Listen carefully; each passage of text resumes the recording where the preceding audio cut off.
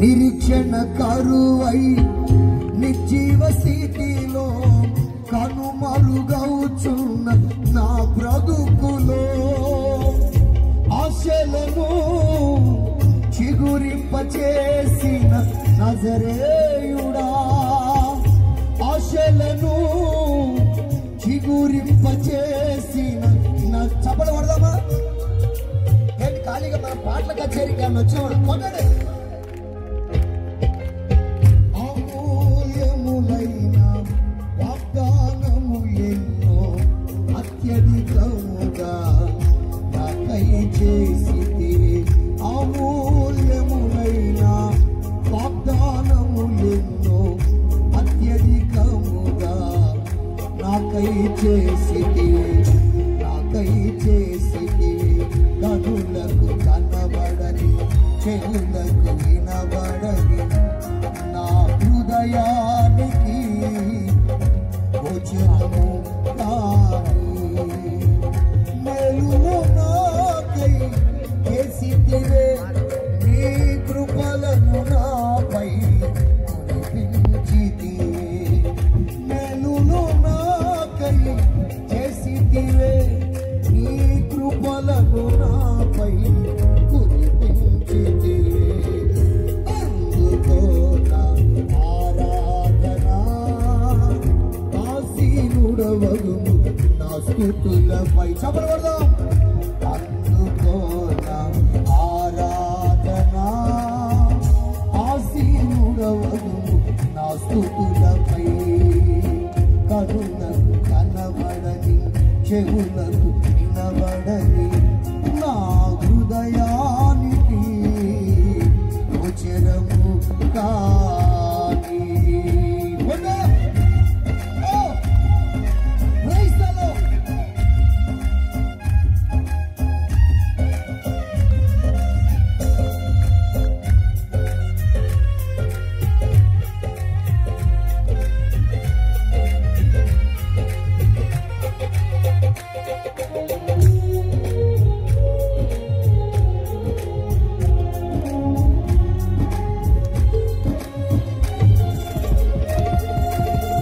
అలజడులు, ఆవేదనలు నన్ను చుట్టుముట్టి కలవరపరచగా,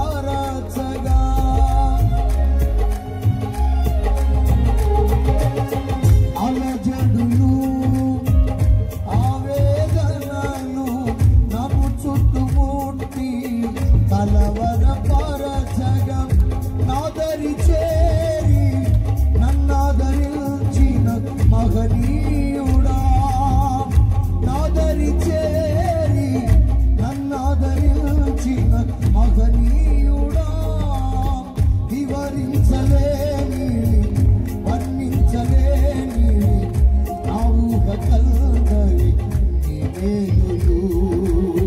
వివరించలేని, వర్ణించలేని నా ఊహ కల్గని నీ మేలులు, నీ మేలులు. కనులకు కనబడని, చెవులకు వినబడని నా హృదయానికి గోచరము కాని. హల్లెలూయా. చేతులెత్తి ఊపుతూ స్వరం ఎత్తి చెప్దాం. ఇప్పుడు మనం దేన్ని వెతుక్కుంటూ వెళ్ళాలి? లోతైన నది అనండి. లోతైన నీరు కలిగిన నది. హల్లెలూయా, హల్లెలూయా. ఆ లోతైన వాక్యాన్ని వెతుక్కుంటూ వెళ్ళాలి. అది ఎక్కడ దొరికింది? ఇందా చెప్పా, నది అనగా సంఘం. ఏమండి? నీళ్లు అనగా వాక్యము. రెండవది పరిశుద్ధాత్మ నింపుదల. రెండవది ఏంటది? ఇప్పుడు రండి చదవండి. యెహెజ్కేలు గ్రంథం 47వ అధ్యాయంలో నేను చెప్పిన పోలిక సరిపోయిందా లేదో చూద్దాం. యెహెజ్కేలు గ్రంథం 47వ అధ్యాయం మొదటి వచనాన్ని చదివితే, అతడు మందిరపు గుమ్మమునకు నన్ను తోడుకొని వచ్చెను. మందిరము తూర్పు ముఖముగా ఉండెను. నేను చూడగా మందిరపు, అదిగండి మందిరపు గడప క్రింద నుండి నీళ్లు ఉబికి తూర్పుగా పారుచుండెను. హల్లెలూయా. ఇప్పుడు చదువుతాను, మీరు గమనించండి. 3, 4, 5 వచనాలు గమనిస్తే, ఆ మనుష్యుడు కొలనూలు చేత పట్టుకొని తూర్పు మార్గమున బయలువెళ్ళి 1000 మూరలు కొలిచి ఆ నీళ్ల గుండా నన్ను నడిపింపగా నీళ్లు చీలమండలోతుండెను. 4వ వచనం, ఆయన మరి 1000 మూరలు కొలిచి నీళ్ల గుండా నన్ను నడిపింపగా నీళ్లు మోకాళ్ళలోతుండెను. ఇంకా ఆయన 1000 మూరలు కొలిచి నీళ్ల గుండా నన్ను నడిపింపగా నీళ్లు మొలలోతుండెను. 5వ వచనం, ఆయన ఇంకా 1000 మూరలు కొలువగా నీళ్లు మిక్కిలి మిక్కిలి మిక్కిలి లోతై నేను దాటలేనంత నది కనబడెను. దాట వీలు లేకుండా ఈదవలసినంత నీరు గల నది ఆయన. కొట్టు చపలు కొట్టాలి గట్టిగా. హల్లెలూయా. చేతులెత్తి స్వరం ఎత్తి గట్టిగా కళ్ళు చెప్పండి.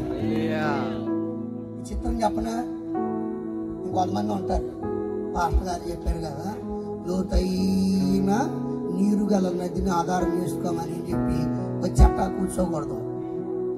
అక్కడ ఒక సేవకుడు ఉంటాడు, ఆమేన్. అక్కడ ఒక మనుష్యుడు ఉంటాడు, అక్కడ ఒక దేవుని దూత ఉంటాడు. హల్లెలూయా. ఈ దేవుని దూత ఏం చేస్తాడు తెలుసా? మందిరము కింద నుండి, మందిరపు అంతర్భాగములో నుండి, సంఘములో నుండి వాక్యం అని నీళ్లు ప్రవహిస్తూ ఉంటే ఈ సేవకుడు ఆ నీళ్ల గుండా నిన్ను నడిపిస్తాడు. హల్లెలూయా. అందరూ చెప్పండి, ఆ నీళ్ల గుండా ఏం చేస్తాడు? ఒకేసారి మొత్తం నడిపించేయడు. ఫస్ట్ కొలత 1000 మూరలు. 2వ కొలత ఏమన్నా యాకోబు అంటాడు వాళ్ళ అన్నయ్య ఏశావుతో ఏమంటాడు తెలుసా? అన్నయ్య, నా మందని ఒడిగా నడిపించినలా అది చచ్చును, అందుకని మంద నడువగలిగిన కొలది నేను దాన్ని నడిపిస్తా. హల్లెలూయా. ఒక నిజమైన సేవకుడి లక్షణం ఉన్న సబ్జెక్ట్ అంతా కొమ్మరిచ్చేయడు, సంఘం యొక్క ఆత్మీయతను బట్టి నడిపిస్తాడు. హల్లెలూయా.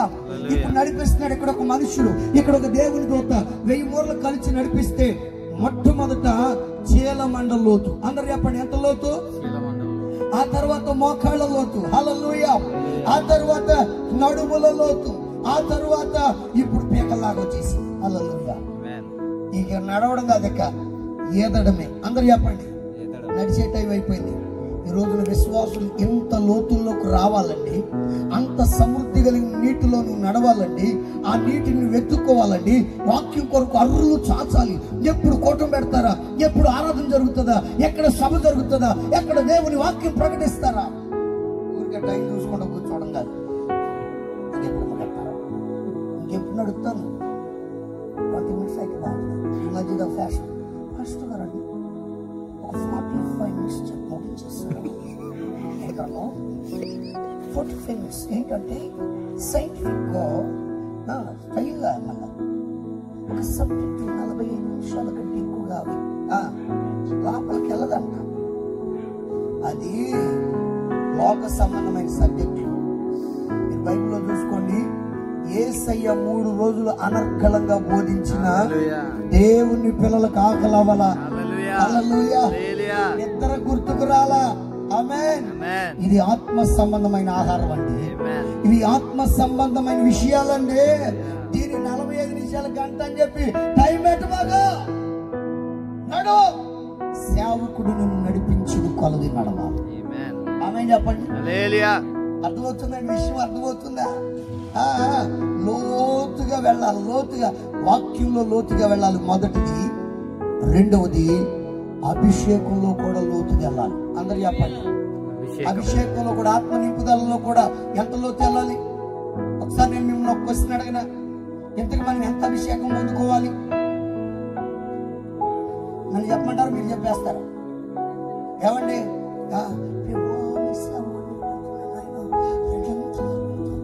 ఎంత? ఇంకోటి అర్థం చెప్తారు,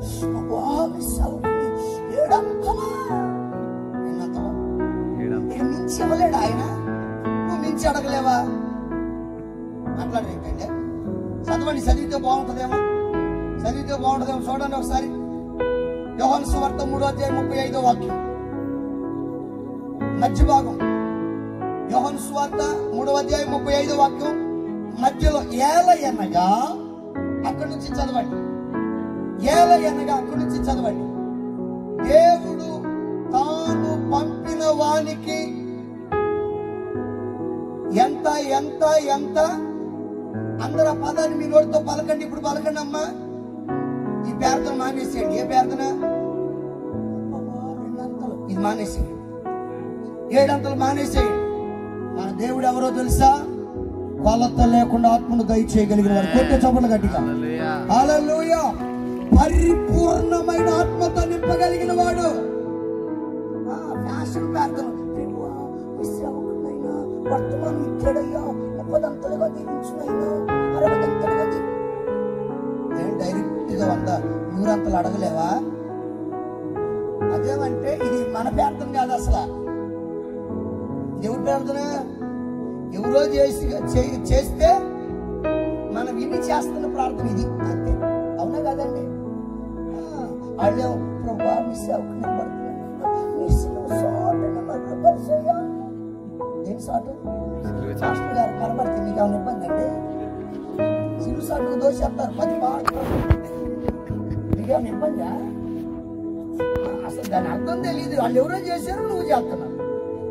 నోటికి నోరుగా ఉన్నాయి, నోటికి బోర ఈ బోర వదలట్లా. విచిత్రం ఏంటంటే తెలుగు వాళ్ళు దుబాయ్లో ఉన్నా ఇదే ప్రార్థన, తెలుగు వాళ్ళు అమెరికాలో ఉన్నా టేబుల్ షాట్ దాక్కొని చెప్పాలి. గట్టిగా కళ్ళు చెప్పండి అమ్మా. కొన్ని ప్రార్థనలు మార్చుకోవాలి. 2 అంతలు 7 అంతలు అడగబాకండి. నువ్వు కొలత లేనంత ఆత్మచేత నింపబడాలి. పూర్తిగా నింపబడాలి ఆత్మచేత. ఒక్కసారి తైలము నీ తల పైన పోయబడితే, ఆ తైలం అట నీ తల మీద పోయబడితే గడ్డం మీదుగా కారి అంగీల అంచు వరకు దిగజారాలంటే. ఆమె చెప్పండి. అంటే ఆ అభిషేకం గడ్డం మీదుగా కారి అంగీల అంచు వరకు దిగే క్రమంలో నీ బట్టలని తడిసిపోతాయిపోవాలంటే, నానిపోవాలి. అభిషేకంలో అంత లోతుగా వెళ్ళాలండి. మీరు వర్షం చేసేటప్పుడు కరెంట్ షాక్ పాస్టర్ మీరు వర్షం చేసి ఇదే మానవాళి చల్లించినట్టు ఇక అంత మించి కాదు. కొంతమందికి లేదు, కొలత తెలియనంత ఆత్మచేత నింపబడాలి. హల్లెలూయా. పరిపూర్ణమైన ఆత్మచేతను నింపబడాలి. నిన్ను నువ్వు మరిచిపోయేటంత, మరిచిపోయేటంత అభిషేకము చేత నువ్వు నింపబడాలి. చేతులెత్తి స్వరం ఎత్తి దగ్గరగా చెప్పు. ఆ లోతైన నది దగ్గరికి వెళ్తే నువ్వు ఎంత ఎత్తుకంటే అంత ఎత్తుకు ఎత్తుకుతావు. అందుకని యేసయ్య అంటాడు, ఏమయ్యా ఎదురా పై పైన బకాయ వాళ్ళు ఒడ్డున్నాడు, బకాయని దోని లోతుగా. ఇదిగో ఈ రాత్రి నా ప్రభు నీతో మాట్లాడుతున్నాడు. నిన్నటిదాకా మొన్నటిదాకా వచ్చి వెళ్తున్నావేమో, కొంచెం లోతుగా ఆలోచించి దేవునితో లోతైన ఒక సహవాసాన్ని పెంచుకొని, ప్రైజ్ ది లార్డ్, ఎంత లోతుకు వెళ్ళగలవు అంత సమయాన్ని దేవునికి ఇచ్చి, వాక్యానికి సమయం ఇచ్చి, వచ్చేదే అరగంట లేటుగా కొంతమంది చర్చికి, వచ్చేదే 30 గంటల లేటుగా, మళ్ళీ వచ్చిన దగ్గర నుంచి వాచి చూడటం. ఏమండి ఆమె 2 ఆలస్యం, అర్జెంట్ పని ఉందండి అయ్యగారు ఊరెళ్ళాలా. ఇక నీ ఆ అర్జెంట్ పనిలో ఆ మనసుతో కూర్చున్నప్పుడు ఇంకెంత వాక్యం ఎక్కిద్దండి నీ మనసులో. తీసి పక్కన పడేసి చివరిగా ఒకే ఒక మాట చెప్పి ముగించేస్తా. గట్టిగా కళ్ళు చెప్పండి. యేసయ్య ఒక ఉపవాన్ని చెప్పాడు. బుద్ధిమంతుడు ఇల్లు కట్టుకున్నాడు, బుద్ధిహీనుడు కూడా ఇల్లు కట్టుకున్నాడు. ఆ ఇల్లు కట్టేటప్పుడు అట్ట బుద్ధిమంతుడు తెలిసిన సంగతి కదా, అందుకే సింపుల్ గా మాటలతో చెప్పేస్తాను చదవకుండా. బుద్ధిమంతుడు అట్ట తన ఇల్లు కట్టుకునేటప్పుడు అట్ట లోతుగా తవ్వాడట మట్టి. ఎలా తవ్వాడు? అందరు మాట్లాడాలి. ఎలా తవ్వాడు? పై పైన కట్టట్ల ఇన్ని ఒకడు కట్టేశాడు అర్జెంటుగా. ఏంటిది? జగనన్న కాలనీ వస్తుందని అర్జెంటుగా పై పైన ఇసుక మీద కట్టేశాడు. ఒకడు పథకాలు వచ్చేస్తున్నాయి, సంక్షేమ పథకాలని. హల్లెలూయా. వైట్ రేషన్ కార్డు ఒకటి ఉంది. ఏమండి ఇక వచ్చి పడతామే అని చెప్పి ఎక్కడ కడుతున్నాడు. కానీ బుద్ధిమంతుడు ఏం చేస్తాడు తెలుసా? నా ప్రయాస వ్యర్థం కాకూడదు, నా కన్నీరు వ్యర్థం కాకూడదు. హల్లెలూయా. నీ భక్తి నిలిచి ఉండాలి, నీ ఆత్మీయత నిలిచి ఉండాలి, నీ ఆశీర్వాదం నిలిచి ఉండాలి, నీ దీవెన నిలిచి ఉండాలంటే నీ ఆత్మీయ జీవితాన్ని పై పైన కట్టదు, మట్టిని లోతుగా తవ్వి. Praise the Lord. ఒకవేళ స్పీడ్ గా చదవగలిగితే చదివేసేయండి. లూకాసు వార్త 6వ అధ్యాయం 48వ వాక్యం. లూకా సువార్త 6వ అధ్యాయం 48వ వాక్యం చదివేసి ముగించేస్తాడు. వాడు ఇల్లు కట్టవలెనని ఉండి లోతుగా త్రవ్వి, హల్లెలూయా, లోతుగా త్రవ్వి ఎక్కడేస్తున్నాడు పునాది? మాట్లాడాలి. ఎక్కడేస్తున్నాడు? ఎవరి వరద వచ్చి ప్రవాహము ఆ ఇంటి మీద వడిగా కొట్టిన అది బాగుగా కట్టబడినందున, హల్లెలూయా, ఏ గాలి, ఏ వరద, ఏ తుఫాను దీనికి కదిలించినాయి అంటే ఆమేన్. సుడిగాలిలోనైనా జడివానలోనైనా ఆరిపోదులే, హల్లెలూయా, నీవు వెలిగించిన దీపం. ఎవడు ఎన్ని తుఫాన్లు వచ్చినా నీ ఇల్లు పడిపోదండి. నిన్ను ఎవడు పడగొట్లాడు అంతే. వేసేస్తా, మొక్కకపోతే అగ్నిగుండంలో వేసేస్తా అన్నాడు. అయ్యా, మా దేవుడు తప్పించుటకు రక్షించుటకు సమర్థుడు అని చివరిలో ఇంకో మాట అంటాడు తెలుసా? ఒకవేళ తప్పించకపోయినా ఆయనే నా దైవం. తప్పించిన దేవుడే. అసలు ఎంత పునాది వేయబడిందంటే, ఎంత లోతుల్లో భక్తి చేస్తున్నారంటే, పేరుకి యవనస్తులే, షడ్రక్, మేషక్, అబేద్నెగోలు యవనస్తులే. అసలు వాస్తవానికి యవనస్తులు స్థిరంగా ఉండరు. వాళ్ళ కాళ్ళు ఒక చోట పట్టేయండి. మధ్యాహ్నం చెప్పా కదా, ఒక యవనస్తుడు ఏడ కూర్చున్నాడు? కిటికీలో కూర్చున్నాడు. వీడు ఎన్ని అంతస్తులైన కిటికీలో ఎదుగుతుంది. హల్లెలూయా. కళ్ళు ఎప్పుడు చూసినా రంగులు రాట్నం తిరిగినట్టు తిరుగుతాయి. గొడ్ల గోపలాగా వాళ్ళకెళ్ళి గొప్పనే ఉంటాడు. కానీ షడ్రక్, మేషక్, అబేద్నెగోలు పేరుకు యవనస్తులే గాని లోతైన భక్తి కలిగి ఉన్నారు. హల్లెలూయా. మా దేవుడు తప్పించిన దేవుడు, తప్పించకపోయిన దేవుడు అని అంత లోతైన ఆరాధన చేస్తున్నారు కనుక దేవుడు అగ్నికి వారిని అప్పగించలేదు. ఈ రాత్రి నా మాటలు ముగిస్తున్నా. హల్లెలూయా. దేవుడు నిన్ను ఏ శోధనకి అప్పగించడు. ఎప్పుడో తెలుసా? నీ ఇల్లు, నీ వ్యక్తిగత ఆత్మీయ జీవితం లోతైన అనుభవంలో కట్టబడాలి. మట్టిని లోతుగా తవ్వి లోతుగా పునాది వేసుకో. Praise the Lord. పేతురు, సైమన్ పీటర్, సీమోను పేతురు, నీ ధోని లోతుకు నడిపించాలి. ఇక ప్రయాసపడాల్సిన అవసరం లేదు. లోతుకు వెళ్ళకే ప్రయాస, లోతుకు వెళ్ళకే ఏమీ దొరకట్లా, లోతుకు వెళ్ళకే ఇంకా దరిద్రం, లోతుకు వెళ్ళకే ఇంకా శాపం, లోతుకు వెళ్ళకే ఇంకా కన్నీళ్ళు. లోతుకెళ్ళా. నీ ధోని లోతుకెళ్ళిన తర్వాత అప్పుడు వలలు విసురు. ఎన్ని వలలు విసిరితే అన్ని వలలు చేపల చేత నింపబడతాయి. లేచి నిలబడని ప్రార్థన చేసుకుందాం. మీరున్న స్థలాల్లో మీరు లేచి నిలబడండి. హల్లెలూయా. Thank you Jesus. ఎవరు అటు కదలు, దయచేసి అందరూ లేచి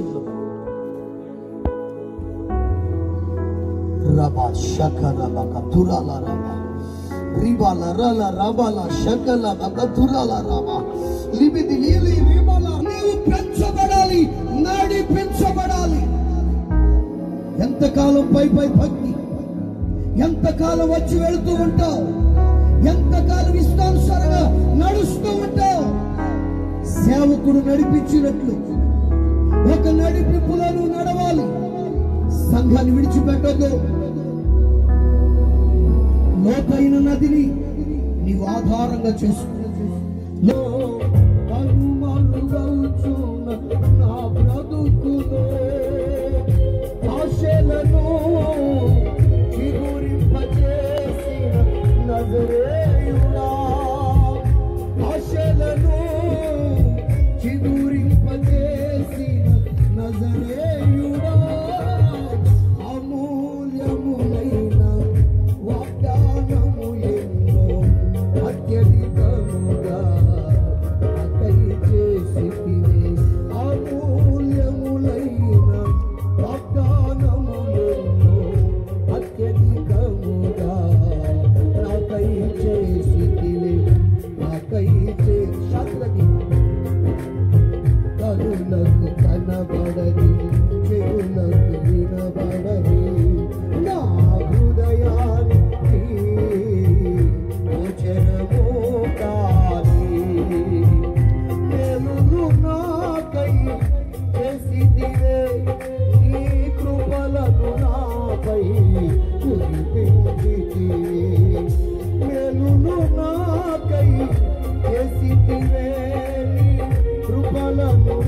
నాపై అందుకో ఆరాధనా ఆసీనుడవరు నా స్తుతులపై అందుకో ఆరాధనా ఆరాధనా ఆరాధనా యేసయ్యా యేసయ్యా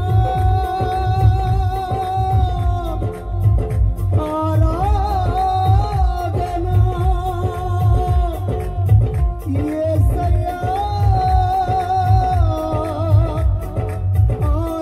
ఆరాధనా యేసయ్యా యేసయ్యా యేసయ్యా నీకే ఆరాధన చప్పట్లు కొట్టు ఆత్మలో ఆనందిస్తూ అన్య భాషల్లో స్తుతిస్తూ ఫలకలేని అభిషేకం పొందుకో యేసయ్యా యేసయ్యా యేసయ్యా ఆరాధన స్తుతి ఆరాధన ఆరాధన స్తుతి ఆరాధన యేసయ్యా ఆరాధన ఆరాధన ఆరాధన యేసయ్యా ఆరాధన స్తుతి ఆరాధన ఆరాధన ఆరాధన ఒక్కసారి ఆయన వైపు చేతులు ఆయనతో చెప్పు నీ మాట చొప్పున నేను లోతైన అనుభవానికి వస్తానయ్యా నీ మాట చొప్పున లోతైన నది దగ్గరికి వస్తానయ్యా నా వేరు లోతుగా పారడానికి ఇష్టపడతాను నా పునాదిని లోతుగా వేసుకోవడానికి ఇష్టపడతానని దేవునితో తీర్మానం చేస్తున్నాను